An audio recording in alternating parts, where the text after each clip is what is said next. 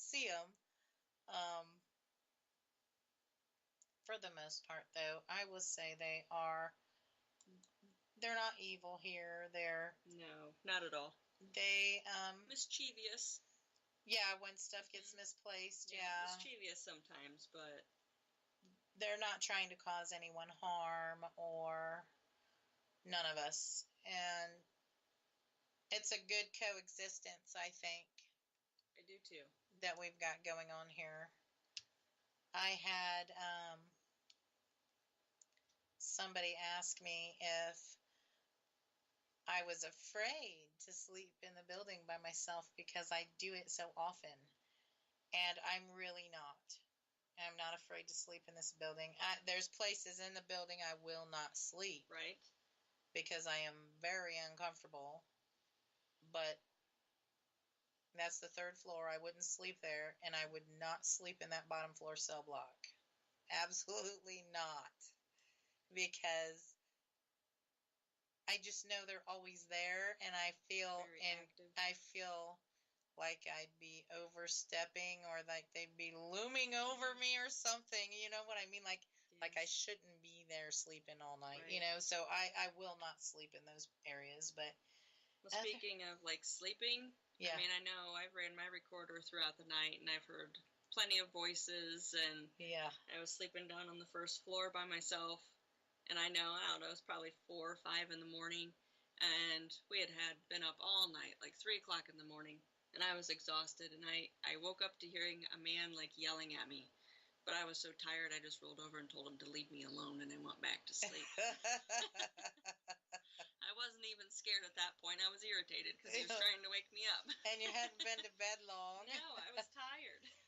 I would say I have been to some really interesting and fascinating places, I would say, is some of the old ghost towns. I went to one out in Nebraska some time back, and I would like to visit more of those. You know, those they are so interesting to see, you know, how things were set up, and they're like abandoned now, you know. Yeah. And sometimes we come across one that was listed, you know, you can search up directories for abandoned or ghost towns, right? Right. We did come across a couple that were no longer there that might have just the shell of a barn standing, but there are still some that still have things from the town there, and they are haunted too. So I've heard a lot about them. Never visited, would love to visit. Right, and what I didn't get to spend a lot of time at it, but I did get some evidence at one of them out in Nebraska. Now, do they allow you to do overnight stays? Do you know? There was no one to contact. It's just I just went there and roamed around. Now, quite not too far away were neighboring, you know, areas with population, you know. Of course, any buildings that were there were locked and such, and I didn't force my way in or nothing like that. I'm not like that. Yeah. But I did get evidence outside in the local cemeteries, and it was still interesting. And I was out there because Vincent was stationed with his job out in Nebraska. So I went to Nebraska, and I'm like, what's going on? Let me see where I can go get myself into, you know. Yeah. And it's so interesting. He'd be working all day, and I'd be going and trotting around at all these little places, checking them out, you know. Keeps you occupied during the time. But that particular one, him and one of his work friends from work went to that one, and it was funny because we were in a cemetery to a ghost town, and one of the guys that was with us, me and Vincent, sat down and started talking to a little girl's grave. And he sat down in front of the grave and thought he would try to see if he would get any EVP session, okay? Right. So he's talking to this grave, and I've got the portable Defender camera set up and filming the cemetery and where he's at to see if we get any kind of anything, right? So I'm reviewing the footage at my house, and while he's sitting there, a shadow walks across the cemetery, and I thought it was him, right? I thought he got up and moved. Right, yeah. But when I watched it back, he was still there, and it was another person. Not living. Now, did it look like a child, or did it look more like an adult? I thought it was him. So more of a manly shadow figure. Yes. Wow. And I'm like, oh my goodness. Yeah. That was an extremely nice catch. Yes, so, it was. Beep from Chad. I don't know what the real name is, but they're in Florida. I will tell you, there are some places in Florida. And matter of fact, I love Florida. You're in Daytona, Daniel. Oh, you're in Florida too. Oh my gosh, I got a place to stay when I travel. There you go. I just love Florida. I mean, if I could just root down there right now, I would do it. I tell you that. There are some really interesting. Oh, beep is Ariel. Okay. There's some really interesting places that I've researched about that's down in Florida, and I would like to take time and make time actually and visit some of those. There's a mansion down there, and I think an old restaurant, and I would like to check them out. And plus, maybe try parasailing. I want to do that so bad. And Vincent's like, no way, I'll never do that. Fun. Did you do it? I did. Oh my gosh, I want to. It's a lot of fun. It looks so much fun.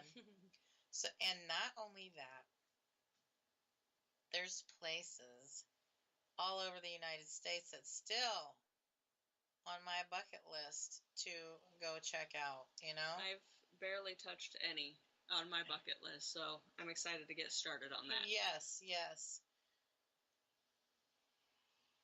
Oh, Daniel says in chat, come to the world's most famous beach. Volusia County Courthouse is haunted. Oh, you know what? A lot of the historical buildings are haunted. I have heard that. A lot of courthouses, I think, actually, as well. Probably there's disgruntled spirits who's been sentenced to death or whatever. Prison death. Because back in the day, back in the 1800s, all the counties were responsible for their own capital punishments. So a lot of them were either hanged in the jail courtyards or in the town squares at the county courthouses. So it's no wonder. They're haunted for sure. Absolutely. It's absolutely no wonder. Supposedly, Daniel says that the old judge is at the old courthouse, and I wouldn't doubt that because a lot of times, you find when someone is so into their job or that was their whole life, their whole life, or it was real important to them, or that's all they did or whatever, they are tied to that place, in death. Yes, they are. I mean, hence the sheriff still being here within the jail. And he's friendly with us enough, And Gus, the jailer.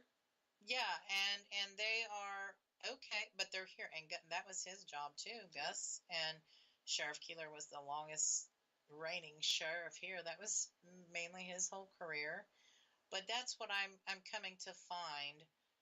And even if it's not their entity, the intelligent entity. Yes. It's their residual that's left behind too. So imprint stayed here. Absolutely. So one way or another, these people are still tied to the places that were highly important to them. And have I put roses in the jail yet? Ariel says in chat. I haven't put any roses here in the jail, but I did plant some hyacinth flowers out front, and it's really, really nice. And they grew back this year too. I was surprised. Bonus. Yay. I find that the lilacs and the hyacinth is just a calming fragrance. And lilac is also supposed to be good for spiritual and psychic abilities. And I kind of think that is the case. It's really calming, kind of euphoric for me, that smell. Yeah. And Ariel was telling me to try it inside the jail for spirits. Roses. I'm not so sure about that. Yeah, I haven't heard anything about roses. I'll look it up and see what we come up with. Um, Daniel in chat says his late mother was psychic for over 50 years. So all of us 5 kids are sensitive of some type or have some ability. And that's another thing I find interesting too. I am a people watching person. I pay a real close attention, and I've got the ability of claircognizance in regards to people, and I can see when people have abilities. I see it in their eyes, and most times I'm spot on with who has special abilities. And with that, I tell you what, everyone, we'll be right back after this short break with more Ghost Talk. You are listening to WBHM DB out of Birmingham, Alabama.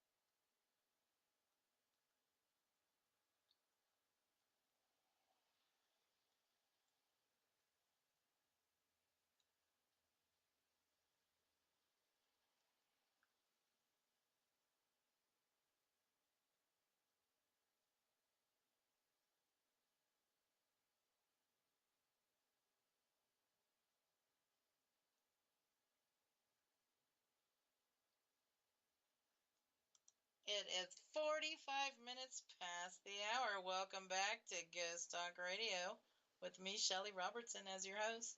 If you have just tuned in, tonight I am joined with Kristin Boyd.